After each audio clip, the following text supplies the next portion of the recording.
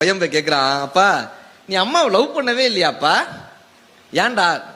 நீ I love யூன்னு சொல்லி நான் பார்க்கவே இல்லப்பா. ஐ லவ் யூ நீ சொன்னதே கிடையாது. அவங்க அப்பா என்ன பண்றாரு, அவங்க அம்மா குளிச்சுட்டு வராங்க, மரகதம் அதை எடுத்துட்டு வாங்க அப்படின்னாரு. அந்த அம்மா போய் ஒரு மூக்கு கண்ணாடி டப்பா எடுத்துட்டு வந்து கொடுக்குறாங்க. இவர் தோல்ல ஒரு துண்டு போட்டிருந்தாரு, இந்த துண்டு எடுத்து கொடுத்தாரு. அந்த பையன் சொன்னா, அப்பா புரிஞ்சிருச்சுப்பா, புரிஞ்சிருச்சு. உங்களுக்கு புரிஞ்சுச்சா?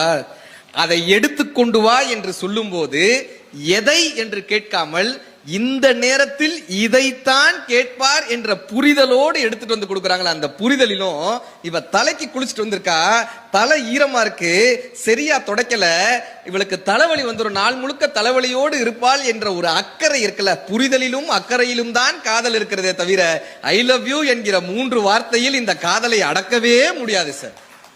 நான்லாம் நினைச்சிருக்கேன், எங்க அப்பாவுக்குலாம் இந்த காதல்னா என்னன்னே தெரியாதுன்னு நினைச்சிட்டு இருந்தேன். கடைசி பீரியட்